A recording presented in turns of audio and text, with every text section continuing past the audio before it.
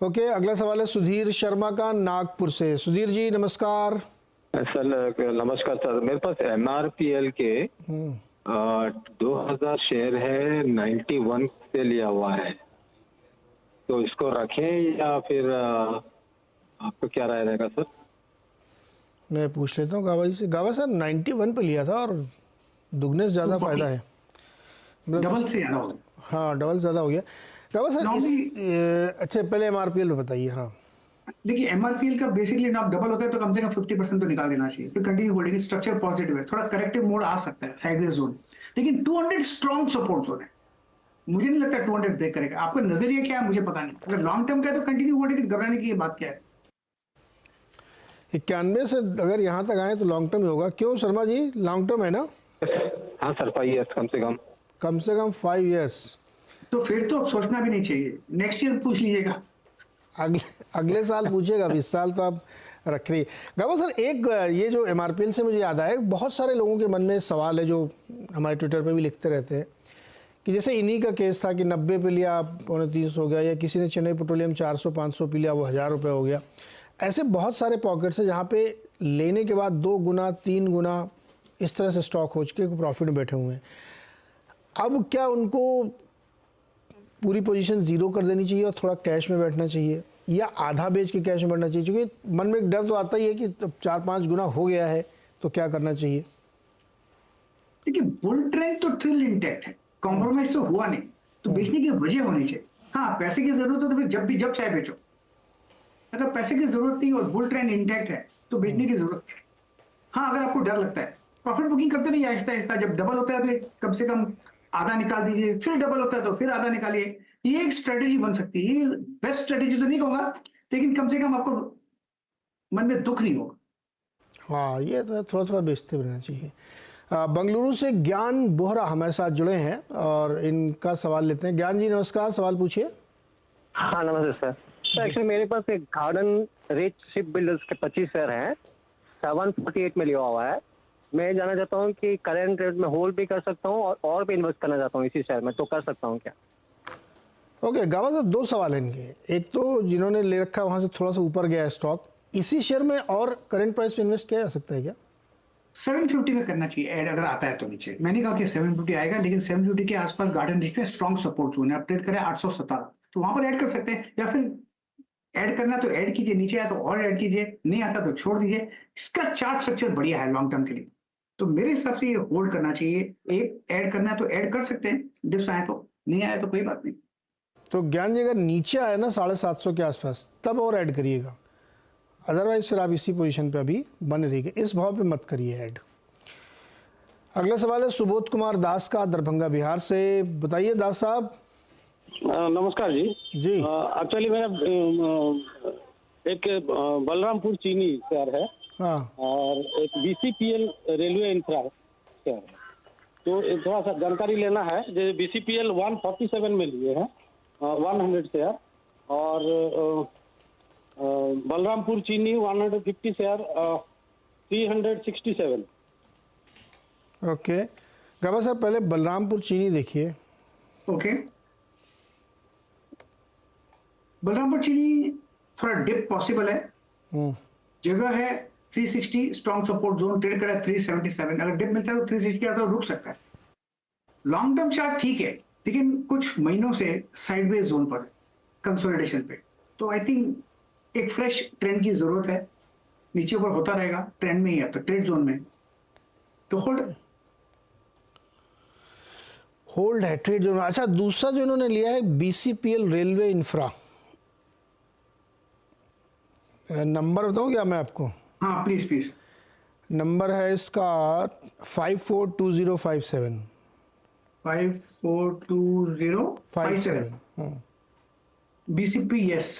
Circuit on the way up, circuit on the way down, छोड़ देना इसको। नहीं इट्स डिफिकल्ट, बेचना चाहे तो बिकता नहीं है, खरीदना चाहे तो खरीदता नहीं, ऐसे स्टॉक में नहीं होना चाहिए। दास साहब सुना आपने?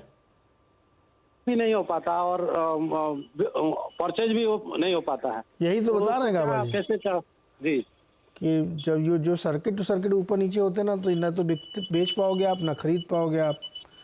जी, उसका फिर कैसे क्या करना होगा? जिस दिन ये अपर सर्किट में लगे उस दिन बेच देना। अच्छा, ठीक है, मतलब ठीक है। उल्टा हो सकता है, जैसे आज लोअर पे है ये, तो आप बाई कर सकते हो आज, लेकिन बाई करना नहीं है आपको। तो जिस दिन अपर जाए उस दिन अपना बेच के निकल जाइएगा इसमें से। ठीक है। ठीक है जी। अगला सवाल है सुभाष का, हमारे साथ राजस्थान से जुड़ रहे हैं। सुभाष जी नमस्कार, सवाल पूछिए सर। हाँ नमस्कार सर, नमस्कार। आपका बहुत फैन हूँ मैं शुक्रिया। विषय आवाज का।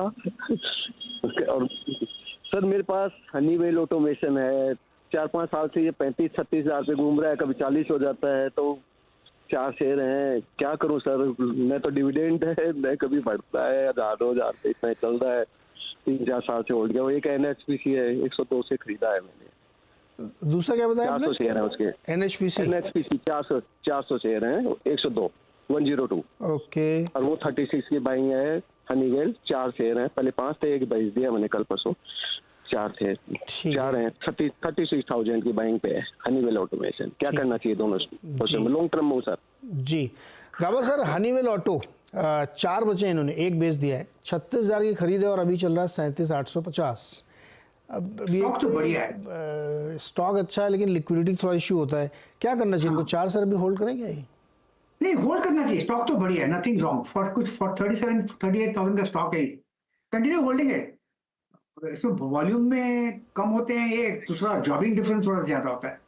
आज भी देखा जाए तो 37,851 और 38,290, मतलब जॉबिंग डिफरेंस 300 और 200-500 रुपए का है।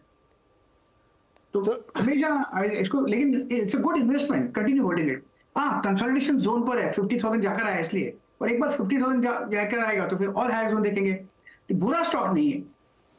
ओके तो भाई सुभाष जी लॉन्ग टर्म के लिए है तो फिर आप बने रहिए, 4 शेयर अपने होल्ड रखिए, 50,000 एक बार क्रॉस करने दीजिए। अच्छा, दूसरा इनका था NHPC, 102 पे ले रखे हैं 400 शेयर।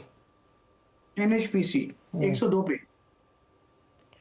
नहीं, ये होल्ड कीजिए, थोड़ा स्ट्रेच है, उसके बाद लिया है इन्होंने, लेकिन आपको मिलना चाहिए NHPC, कंटिन्यू होल्डिंग इट। इसको होल्ड करिए। एक और सवाल लेते हैं फटाफट, पुष्कर सक्सेना का पटना से। बताइए सक्सेना जी।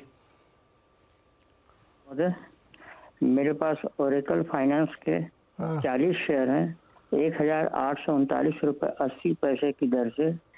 मैं इसका अपर पोटेंशियल जानना चाहता हूँ कि ये ऊपर और कहाँ तक जा सकता है। जी कृपया इस पर मुझे। जी गाबा सर, ओरेकल फाइनेंस बहुत अच्छे प्राइस पे लिया इन्होंने, 1840 पे, अभी खड़ा है लगभग 8,000 पे। और कितना ऊपर जाएगा? 10,000 कब जाएगा सर ये? 10,000 कब जाएगा कहना मुश्किल है, लेकिन लगता है इसका लक्ष्य 10,000 के करीब। हाँ और जो अच्छा ब्रेकआउट मूव मिला था करीब 6,000 के आसपास, उसके बाद 6,000 से 7,000 7,893 चला गया। तो मेरे ख्याल से अपू ऑन है, इसमें घबराना नहीं चाहिए।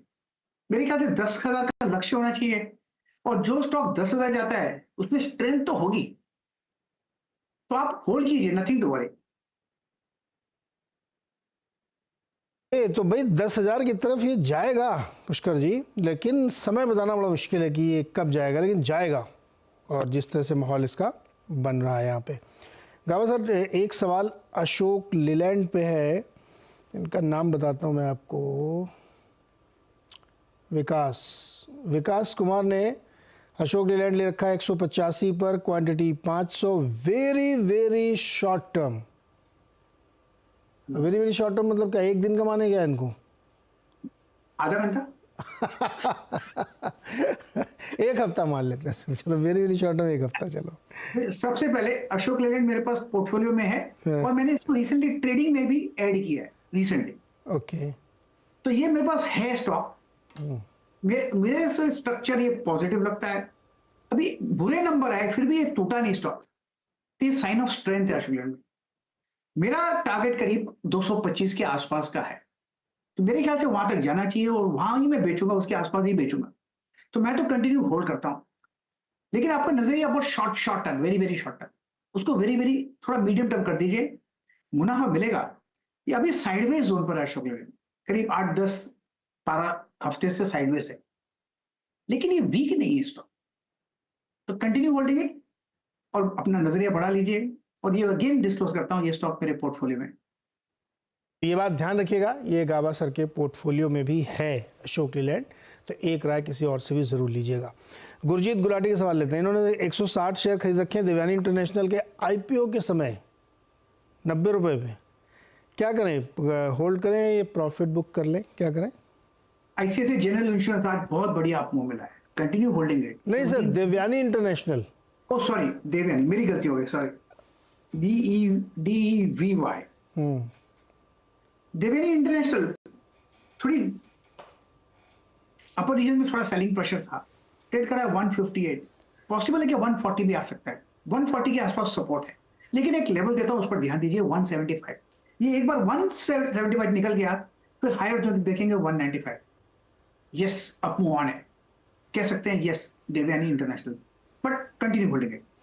कंटिन्यू करिए इसको होल्ड के। और अमित का सवाल, ये होल्ड कर रहे हैं डेटा पैटर्न्स का, 100 शेयर्स हैं 2500 के प्राइस पे और लगभग 1 साल इनको हो गया होल्ड करते हुए। और दूसरा इनका पास रिको ऑटो है 98 वाला। क्या करें सर, डेटा पैटर्न में और फिर रिको ऑटो में? रिको ऑटो की पहले बात करते हैं, स्ट्रक्चरली पॉजिटिव है, कंटिन्यू होल्डिंग है, स्ट्रॉन्ग सपोर्ट जो 90 है, 98 के आसपास ट्रेड करता है, 110 पार कर लेगा ऐसा लगता है मुझे, स्ट्रक्चरली लगता है 110 पार कर लेगा और हाई जोन देखेंगे, तो it's a hold Rico Auto. Data pattern, ये स्टॉक मैंने 560 के आसपास आइडेंटिफाई किया था लेकिन लिया नहीं था, रिग्रेट कभी कभी होता है, लेकिन यस अप मूव ऑन है, 2574 पर ट्रेड कर रहा है, ये लगता है हायर जोन देखेंगे, स्ट्रक्चरली पॉजिटिव है, ब्रेकआउट मिला था 2400, कंटिन्यू होगा अप मूव और आना। डाटा पैटर्न्स है, इस पर बने रहिएगा।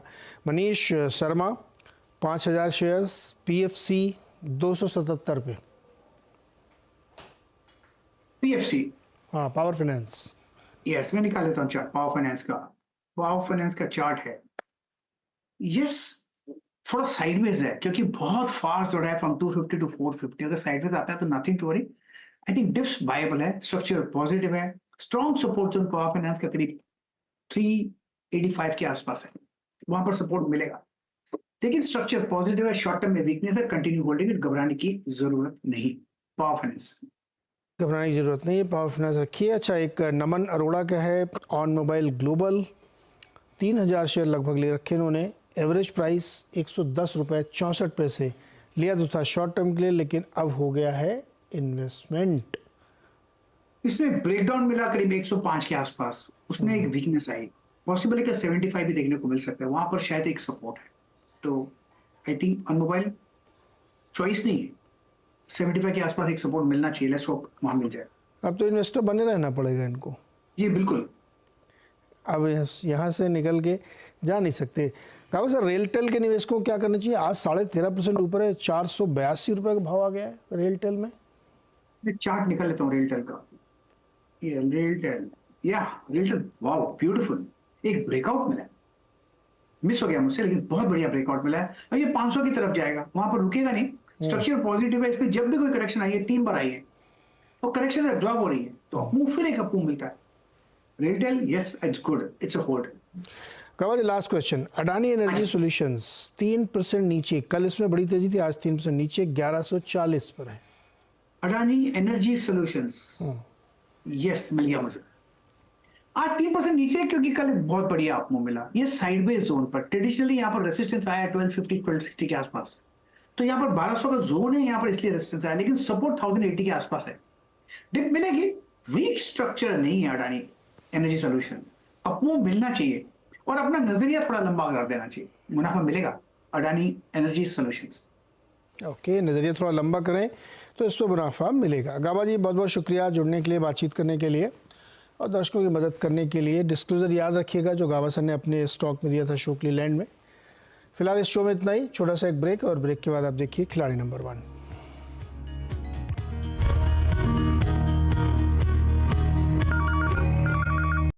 बता दें कि मनी कंट्रोल पर दिए गए विचार एक्सपर्ट्स के अपने निजी विचार होते हैं। वेबसाइट या मैनेजमेंट इसके लिए उत्तरदायी नहीं है। यूजर्स को मनी कंट्रोल की सलाह है कि कोई भी निवेश निर्णय लेने से पहले सर्टिफाइड एक्सपर्ट की सलाह लें।